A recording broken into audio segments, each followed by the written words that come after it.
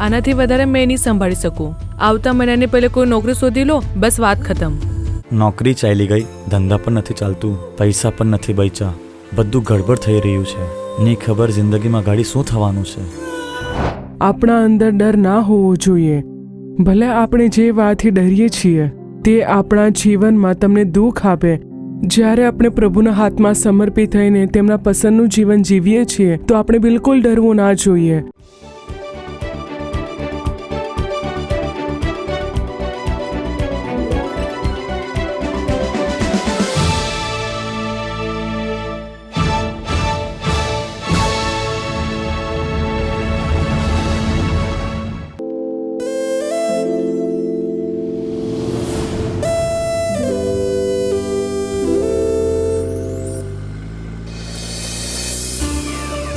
Uncle, આપણે જે રિસોર્ટમાં જઈએ છીએ કેટલું દૂર છે?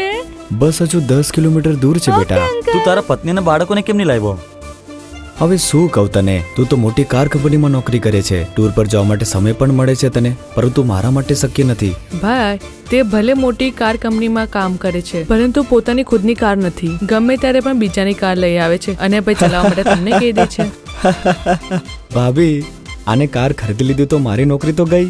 ભાઈ, તેમણે કાર લઈ લીધી ને તો તમને જ ચલાવવા માટે બોલાવશે. હા હા, પપ્પાને તો કાર ચલાવતા આવડતી નથી. એ પાપાનું મસ્કરી કરે છે તું? હા.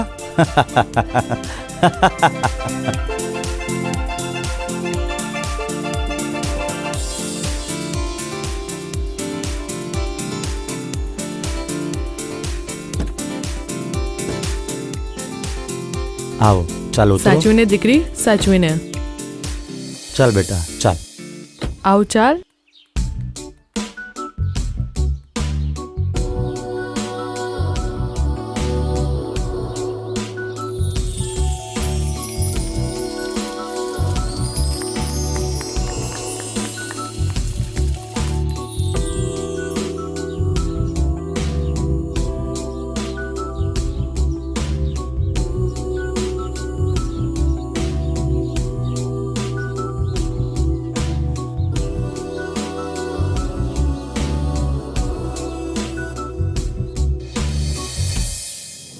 આજના મુખ્ય સમાચાર. એક નવા પ્રકારના વાયરસની ખબર આવી છે. તેના સંક્રમણને રોકવા માટે મહાનગરપાલિકાએ કડક પગલાં લીધા છે. ચેન્નઈની એક કાર ફેક્ટરી મોટુ કારને બંધ કરવામાં આવી અને તેના લીધે તેમાં કામ કરતા હજારો લોકો પ્રભાવિત થયા છે. ઇંગ્લેન્ડના પ્રધાનમંત્રી ભારત યાત્રા પર. તમે ચિંતા ન કરો, આ નોકરી નહીં પણ બીજું કોઈ નોકરી મળી જશે. નોકરી તો મળી જશે, પણ સેટ થતા થોડુંક વાર તો લાગી જશે ને. બિલકુલ સેટ થશે નહીં. 6 મહિના શું, 6 વર્ષ લાગી જશે તને સેટ થતા. હાજ તો તને 40,000ની નોકરી મળતી હતી, હવે 10-15 હજારની નોકરી શોધી રહ્યો છે. બરાબર કીધું. કંપનીમાંથી 1 લાખ મળ્યા હતા, એ પણ ખર્ચ થઈ ગયા. જેટલા પૈસા વધ્યા છે તેનાથી એક કાર ખરીદ, ટ્રાવેલ્સમાં લગાવ. પણ ના તો મને ડ્રાઇવિંગ આવડે છે, ના તો ટ્રાવેલ્સની કોઈ જાણકારી છે. અરે મેં છું ને સંભાળવા માટે. તારા માટે પાર્ટ ટાઈમ તો કાર ચલાવતો જ હતો, હવે ફૂલ ટાઈમ ચલાવી લઈશ. તારું પણ કામ થઈ જશે ને મારું પણ કામ થઈ જશે. આટલું શું વિચારે છે? હું સંભાળી લઈશ. પણ જો મારા પાસે આટલા પૈસા પણ નથી. બાકીનું લોન લઈ લઈશું ને, વિચારીને કહેજે. તેમાં આટલું બધું કેમ વિચાર છે? લોનની જરૂરત નથી, આ લો.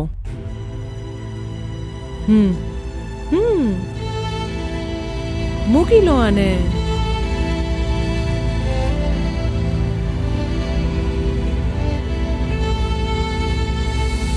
ઓ ટ્રાવેલ્સનો બિઝનેસ શરૂ કરે છે? હાજી સર. હા, ઓલ ધ બેસ્ટ. પણ હમણાં સર 2 લાખની મને જરૂરત છે. તો શું થયું, મારથી લઈ લે. પણ સર. અરે ડર નહીં, મેં વ્યાજ નહીં લેવા. જ્યારે પૈસા મળે ત્યારે મને આપી દેજે. સારું, થેન્ક યુ સર. જો યાર, કાર લઈને લગભગ 2-3 મહિના થઈ ગયા છે, પણ કોઈ કમાણી જ નથી થતી. એ ધીરે ધીરે બધું લાઈન પર આવી જશે, જોજે.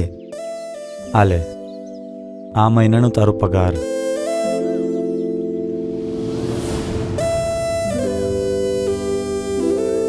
વાત એવી છે કે મલેશિયામાં ખૂબ જ સારી નોકરી મળે છે. હું તો કશુંક બોલી પણ શકતો નથી. તું બીજા કોઈને રાખી લેજે. પણ મેં કોઈ બીજાને તો ઓળખતો પણ નથી. તું જ કેમ કાર નથી ચલાવતો? બચત પણ થઈ જશે ને. સોરી દોસ્ત.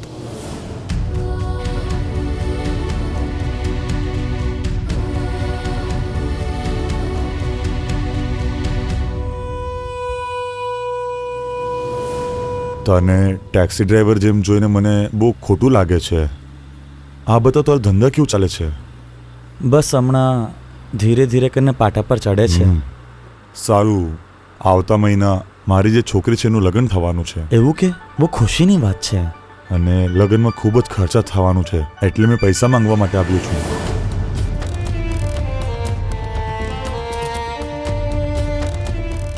જ્યારે તારી પાસે પૈસા આવશે ત્યારે મને આપજે એમ કીધું હતું મેં. અને હું તારી હાલત સમજી શકું છું, પણ મારી સ્થિતિ પણ આવું છે કે મને પણ પૈસાની જરૂરત છે. તમે તમારું જ પૈસા માંગો છો ને સર? બસ એક જ અઠવાડિયું મને આપો સર. સારું, માફ કરજે, તને મારા કારણ ખૂબ જ તકલીફ થઈ હશે. મારા કારણ તને તારું કાર પણ વેચવી પડી. કોઈ વાત નહીં સર. સારું, ચાલો મેં જાઉં. મારા પૈસા પણ પતી ગયા છે, મારા બધા ઘરેણા પણ જતા રહ્યા. હવે આગળ શું કરવાનો વિચાર છે? એનો શું મતલબ? 1 વર્ષ થવા માટે આવ્યો છે. આવું રહ્યું તો કેવી રીતે ચાલશે? આનાથી વધારે મેં નહીં સંભાળી શકું. આવતા મહિનાની પહેલે કોઈ નોકરી શોધી લો, બસ વાત ખતમ.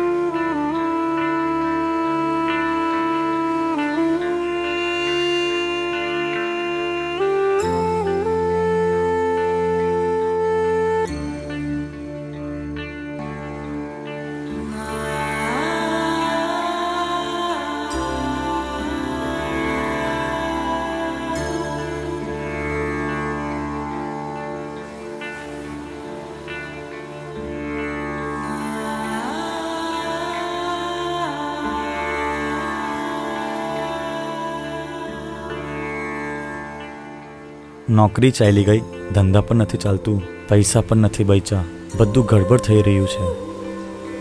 ની ખબર જિંદગીમાં ગાડી શું થવાનું છે. સર સર મગફળી ખાઈને જુઓ સર, ઉદાસી દૂર થઈ જશે. મેં ઉદાસ છું તેમ તને કોણે કીધું? સમુદ્રની સામે બેસીને સમુદ્રને જોયા વગર માથું નીચે કરીને કેમ બેસેલા છો? તો એવું કઈ વાત નથી. જો ભાઈ, તમારો ચહેરો હસી રહ્યો છે પણ દિલ રડી રહ્યું છે. હમણાં બસ તારથી મગફળી લેવાનું છે, બસ આટલું જ છે ને? એટલું જ નહીં, ખરીદીને ખાવું પણ પડશે. ખાઈને તો જુઓ સર.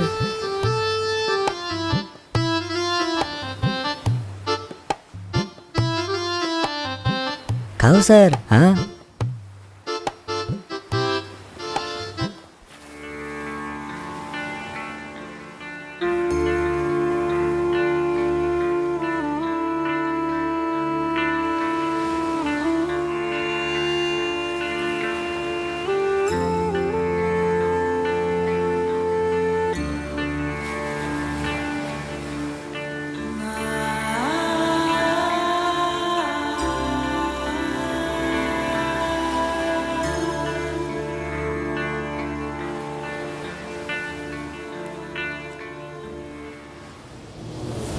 બીશ નહીં, કેમ કે મેં તારી સાથે છું.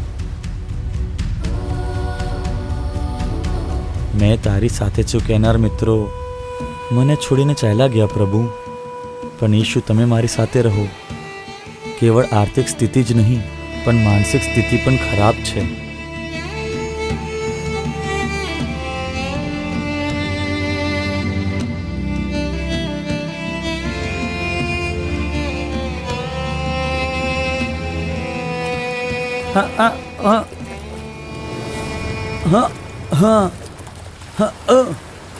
बचाओ! बचाओ! कोई तुम्हारे पति ने बचाओ! बचाओ! भाई साहब बचाओ हमारे पति ने! भाई साहब, हमारे पति ने बचाओ! ते डूबी रही है भाई साहब! जल्दी करिए, हमारे पति ने बचाओ! बचाओ! कोई तुम्हारे पति ने बचाओ! जल्दी करो, ते डूबी रही है! બચ્ચો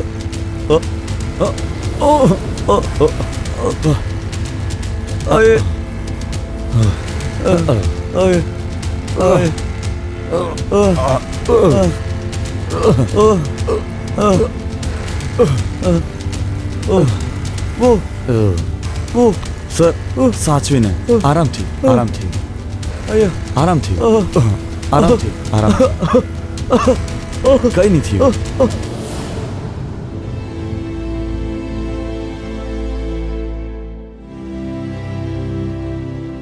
ખબર નહીં તમે જે અમારા માટે કર્યું તેનું ઋણ અમે કેવી રીતે ચૂકવીશું. ભાઈ સાહેબ, મને તમારી કોઈ મદદ કરવા દો. આજથી તમે મારા કંપનીના મેનેજિંગ પાર્ટનર છો.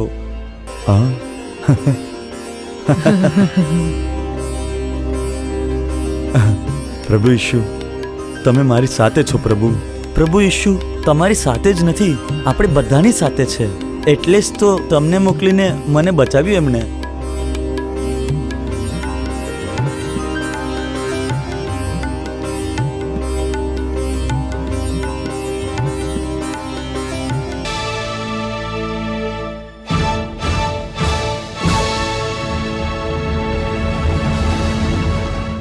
પરમેશ્વર અને પ્રભુ યીશુ મસીહના મહાન નામમાં અમારા કાર્યક્રમથી જોડાયેલ તમ સર્વને પ્રેમભર્યું અભિવાદન. પરમેશ્વર પ્રભુ આ કાર્યક્રમ દ્વારા તમારી સાથે વાત કરીને તમને આશીષ પ્રદાન કરે. તમે એક ખૂબ સારો કાર્યક્રમ જોયો. પ્રભુએ તમારી સાથે વાત કરી અને તમારા વિશ્વાસને પ્રભુએ જગાવ્યો. તો મારા પ્રિયજનો, આજના દિવસે હું છું આ શીર્ષક પર તમે કાર્યક્રમને જોયું છે. પ્રભુએ આ દ્વારા વાત કરી છે. આપણા અંદર ડર ના હોવો જોઈએ. ભલે આપણે જે વાતથી ડરીએ છીએ તે આપણા જીવનમાં તમને દુઃખ આપે તો પણ ડરવું ના જોઈએ. જ્યારે આપણે પ્રભુના હાથમાં સમર્પિત થઈને તેમના પસંદનું જીવન જીવીએ છીએ તો આપણે બિલકુલ ડરવું ના જોઈએ. શેતાન આપણું કંઈ ના કરી શકશે એવું વિચારીને આપણે ખૂબ જ હિંમત રાખવી જોઈએ. તો મારા પ્રિયજનો, પ્રભુ આપણને જોઈને આપણને કહે છે યશાયા 41:10 તેથી બીસ નહીં. પ્રભુ આપણને કહે છે તેથી બીસ નહીં, હું તારી સાથે છું. બેસ નહીં, હું તારી સાથે છું. એવી રીતે પરમેશ્વરે આપણને વચન આપ્યું છે. પ્રભુ આપણી સાથે વાત કરે છે. તે વાત કરે છે. મારા પ્રિયજનો, સેવકાઈના શરૂઆતના દિવસોમાં હું અને મારા પતિ અમારા સસુરાલમાં રહેતા હતા. લગ્ન પછી લગભગ 6 વર્ષ સુધી અમે તેમની સાથે રહ્યા અને તે સમયે પ્રાર્થના માટે એક ઘર ભાડે પર લઈને ત્યાં પ્રાર્થના થતી હતી. ત્યારે હું તે પ્રાર્થનામાં ભાગ લેતી હતી. ક્યારે ક્યારે આ પ્રાર્થના બપોરમાં થતી હતી અને ક્યારે સાંજે થતી હતી. તો લગભગ 7 વાગે હું પ્રાર્થના માટે જતી હતી અને 9 વાગે પ્રાર્થના પૂરી થતી હતી અને તેના પછી મને એકલી ઘરે આવવું પડતું હતું. અને જવા સમયે હું મારા હાથમાં બાઇબલ લઈને પ્રાર્થના કરતી ત્યાંથી જતી હતી. પ્રભુ, તમે મારા સાથે છો એટલા માટે ધન્યવાદ. તમે મને સુરક્ષિત ઘરે પહોંચાડી દો. એવી રીતે રસ્તામાં પ્રાર્થના કરતી. હવે જુઓ, એ સમયે હું ઘરે પાછી જતી હતી ત્યારે પ્રભુએ મારી સાથે વાત કરી. દીકરી, બીસ નહીં, તું એકલી નથી, હું તારી સાથે છું. તું એકલી નથી, હું તારી સાથે છું. હું તારા હાથોને પકડીને તારી સાથે ચાલું છું. તું ડર નહીં, હું તારી સાથે છું. ચિંતા ન કર, હું તારી સાથે છું. એવી રીતે પરમેશ્વરે મારી સાથે વાત કરી અને હિંમત આપી. થઈ શકે કે તમે આજે એકલા હશો, તમારા મનમાં એક ડર હોય. આથી પ્રભુ તમારી સાથે વાત કરે છે. તું બીશ નહીં, હું તારી સાથે છું. પ્રભુ વાત કરે છે કે હું તારી સાથે છું. ડરથી પીડા ઉત્પન્ન થાય છે. શેતાન એક માણસમાં હંમેશા ડરને લાવે છે. ડર લાવીને તે પીડા આપે છે. પીડા આપશે અને એટલું જ નહીં, તે ડર લાવશે અને નિરાશામાં નાખી દેશે. તમને દબાણમાં રાખશે. રાત્રે ખોટા સપનું બતાવશે, ડરાવશે, ડરાવીને તમને ઊંઘવા ન દેશે, ખૂબ જ ગડબડ કરશે અને પછી અંતમાં તમને આત્મહત્યા કરવા માટે પ્રેરશે. આ જ શેતાની યુક્તિ છે, તેની યોજના છે. આપણે શેતાની યોજનાને સમજવું છે અને ચોક્કસ રહેવું છે કે આ ડર શેતાનનું હથિયાર છે. તો શેતાનને આમાં જીતવા ન દો. ડરની આત્માને સ્થાન ન આપો. આપણે ખૂબ જ સાવધાન રહેવાનું છે. શેતાનના યોજનાને સમજીને પ્રાર્થના કરવી જોઈએ. મારા પ્રિયજનો, ડરથી ઉત્પન્ન થવાવાળો પ્રભાવ ખૂબ જ ખરાબ હોય છે, તેનાથી પીડા થાય છે. એવું 1 યોહાન 4:18 લખેલું છે. બીકને સજા સાથે સંબંધ છે. તો આ ડર, આપણા અંદર ડર આવવાથી આપણે બાઇબલ નથી વાંચી શકતા, પ્રાર્થના નહીં કરી શકતા. શૈતાન તેને રોકે છે. બાઇબલ વાંચવાથી રોકશે, પ્રાર્થના કરવાથી રોકશે, ડર લાવશે. રાત્રે ઊંઘ ના આવશે, સારી રીતે ઊંઘી ના શકશું, પછી નિરાશામાં જતા રહેશું, ખૂબ જ ગડબડ થશે, ખૂબ જ દુઃખ થાય છે. અને આવું જ શૈતાન કરે છે. વારંવાર શૈતાન આવું કાર્ય કરે છે. પરંતુ આપણે આ કામ નથી કરવાનું. શૈતાને બિલકુલ સ્થાન ન આપો. ડરની આત્માને પોતાને સ્પર્શ ના થવા દો. આના માટે બાઇબલ વાંચો, પ્રાર્થના કરો. થઈ શકે કે તમે કોઈ મુશ્કેલીમાં હશો, ડરની સાથે છો, ખૂબ જ મોટા દેવાના બોજમાં તમે ખરાબ રીતે ડૂબેલા હશો. તમે કોઈ પણ કેમ ના હો, તમારે પોતાનું જીવન પરમેશ્વરને સોંપવાનું છે, બાઇબલ વાંચવાનું છે, પ્રાર્થના કરવાની છે. જ્યારે તમે તેના બાળકો બની રહેશો તો ડરની આત્મા તમને સ્પર્શ ના કરશે. તમે તમારા મનમાં ડરને જગા ન આપો. શૈતાનનું જે સૌથી મોટું હથિયાર છે તે ડરની આત્મા, તેને સ્થાન ના આપો. તો આ ડરની આત્મા છે તમને, જો તમને છુટકારો જોઈએ છે, તમારે પ્રભુના હાથમાં પોતાનું જીવન સમર્પણ કરવું પડશે. અને પાપની ક્ષમા માટે તમારે પ્રાર્થના કરીને, દરરોજ બાઇબલ વાંચીને, પ્રાર્થના કરીને જો પ્રભુના બાળક બનીને રહીએ તો પ્રભુ આપણી અંદર વાસ કરશે, પ્રભુ સંગ રહેશે. પ્રભુએ વચન આપ્યું છે કે પ્રભુ આપણી સંગ રહેશે, ત્યાગશે નહીં, તે આપણી સાથે રહેશે, હંમેશા આપણી સાથે રહેશે. બીસ નહીં, કેમ કે હું તારી સાથે છું. થઈ શકે છે કે આપણે નિરાશાની આત્મા આપણામાં હશે, આપણે ડરની આત્માને પ્રેરિત કરી હશે. થઈ શકે કે ડરની આત્મા તમને સતાવે છે અને તેનાથી તમારા જીવનમાં ખૂબ જ સંઘર્ષ છે. કે પછી થઈ શકે કે આત્મહત્યા કરવા માટે તમને પ્રેરે છે. થઈ શકે કે તમારા જીવનમાં દુઃખ લઈને આવી હોય, પણ કહો પ્રભુ દયા કરો, મારા પાપને ક્ષમા કરો, ક્ષમા કરો પ્રભુ. પોતાના લહુથી મને ધોઈને શુદ્ધ કરો, મને પવિત્ર બનાવો પ્રભુ. તમે મારા મનમાં વાસ કરો, મને પોતાનું બાળક બનાવો પરમેશ્વર. ડરની આત્માથી મને બચાવો પ્રભુ. પરમેશ્વર, તમે જ્યારે આવી પ્રાર્થના કરશો ત્યારે પરમેશ્વર પોતાની પંખોના આળમાં તમને છુપાવીને રક્ષા કરશે. તો પ્રિયજનો, એકવાર એક પરિવાર મને મળવા આવ્યું હતું અને ત્યારે તે બહેને મને કહ્યું કે મેં કોઈને 1 કરોડ રૂપિયા દેવું લઈને આપ્યું છે. મેં તેને પૂછ્યું કે આવું તમે કેમ કર્યું? 1 કરોડ રૂપિયા કર્જ લઈને આપવાની શું જરૂર હતી અને કેવી રીતે ચૂકવશો? તો તેમણે કહ્યું કે મેં અને મારા પતિ બંને અધ્યાપક છે અને એક ખૂબ જ સારો પગાર છે અમારો.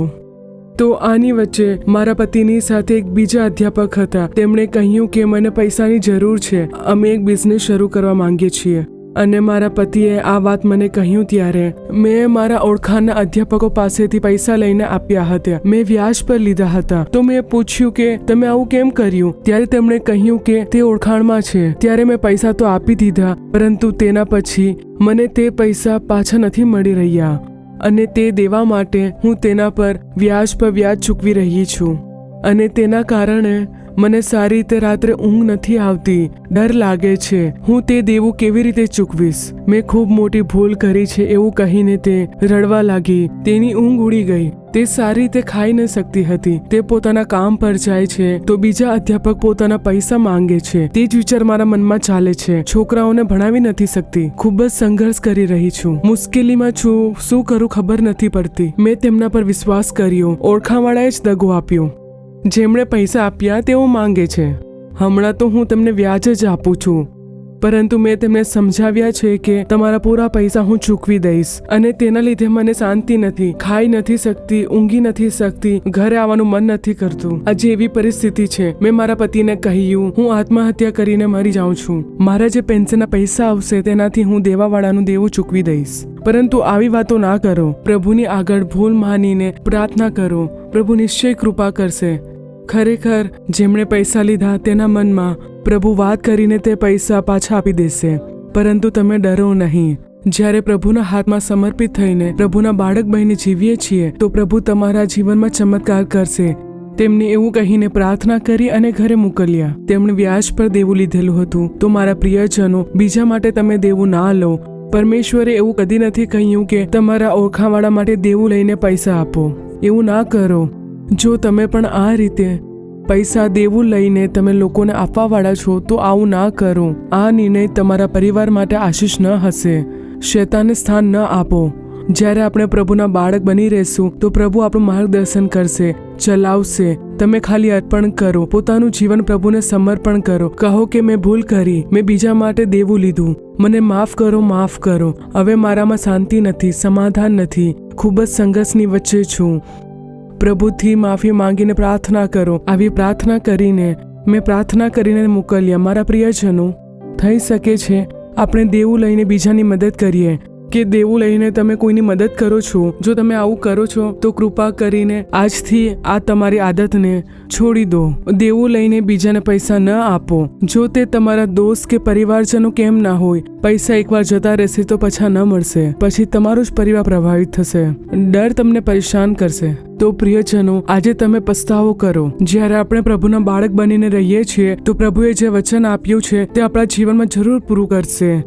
બીસ નહીં, કેમ કે હું તારી સાથે છું, એવું કહીને પ્રભુ આપણી સાથે રહે છે. શું આપણે પ્રભુની સંતાન છીએ? શું આપણે બાળક છીએ એમના? શું બાઇબલ વાંચીએ છીએ, પ્રાર્થના કરીએ છીએ? શું આપણે પરમેશ્વરને પસંદ પડે એવું જીવન જીવીએ છીએ? શું આપણું કાર્ય પ્રભુને દુઃખ આપે છે? કહો, પ્રભુ મને ક્ષમા કરો, મને ક્ષમા કરો, મને ક્ષમા કરો પ્રભુ, ક્ષમા કરો પ્રભુ. તમે મને આશીષ આપો, મારા પરિવારને આશીષ આપો, બાળકોને આશીષ આપો, આશીષ આપો. તમે જેના પર ભરોસો કર્યો, શું તે જ લોકોએ તમને દગો આપ્યો છે? કહો, પ્રભુ મેં જે પૈસા તેમને આપ્યા તે પાછા આપો. પ્રભુ કહે છે, બીસ નહીં, કેમ કે હું તારી સાથે છું. પ્રભુ તમારી સાથે છે, તમને આશીષ આપશે, તમારી જરૂરતો પૂરી કરશે અને તમારા જીવનમાં જે ભલાઈ જોઈએ તે પ્રભુ તમારા જીવનમાં કરશે. પ્રભુ તમારા જીવનમાં મહાન કામ કરીને તમારા પરિવારને આશીષ આપશે. ચાલો પ્રાર્થના કરીએ. પ્રિય સ્વર્ગીય પિતા, તમને ધન્યવાદ આપીએ છીએ પ્રભુ. હે પ્રભુ, આ સારા સમય માટે તમારો ધન્યવાદ હો. તમે પવિત્ર આત્મા છો. આ સમય તમે મારી સાથે વાત કરો છો. બીસ નહીં, કેમ કે હું તારી સાથે છું. બીસ નહીં, હું તારી સાથે છું તેવું તમે વચન આપ્યું છે પ્રભુ. અમારી અંદર તમારી હિંમત આપી દો પ્રભુ. તમારી શક્તિ અમને આપો, તમારી સામર્થ અમને આપો, અભિષેકથી ભરી દો પ્રભુ. અમારા પર જે બોજો છે તેને તોડી દો. અંધકારની સામર્થને તોડીને અમારા પર કૃપા કરો પ્રભુ.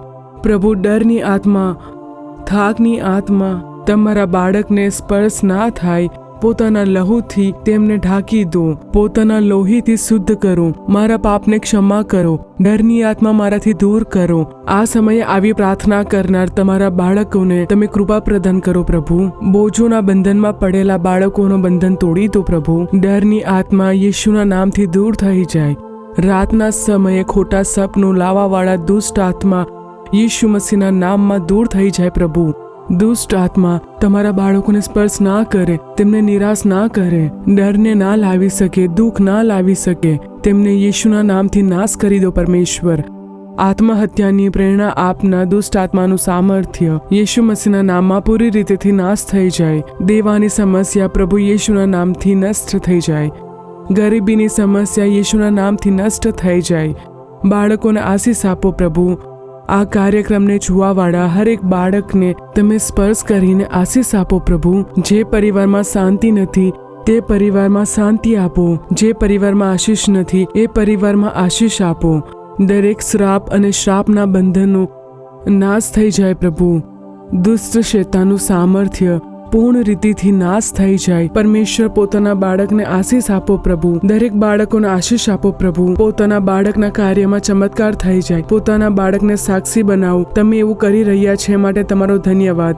યીશુ નામમાં પ્રાર્થના કરીએ છીએ અમારા સ્વર્ગીય પિતા. Amen, amen. તો મારા પ્રિયજનો, ડરની આત્માને ના જગાવો. એક સમજદાર વ્યક્તિ બનો. નિરંતર બાઇબલ વાંચો, પ્રાર્થના કરો. પરમેશ્વરના માટે સાક્ષી બનીને તમારે ઊભા થવાનું છે. નિશ્ચય પ્રભુ તમને આશીષ આપશે, તમારા પરિવારને આશીષ આપશે, તમારા બાળકોને આશીષ આપશે. પ્રભુ તમારા જીવનમાં મહાન કામ કરશે. તમારા જીવનમાં જે ભલાઈની જરૂર છે પ્રભુ નિશ્ચય તમારા જીવનમાં પૂર્ણ કરશે અને ચમત્કાર કરશે. Amen, amen. For further details and prayer support, contact Jesus Redeems Ministries, Nallumavadi, Tuticorin District, 628211. Our phone number 04435454545. Email info@jesusredeems.org, our website www.jesusredeems.com. God bless you.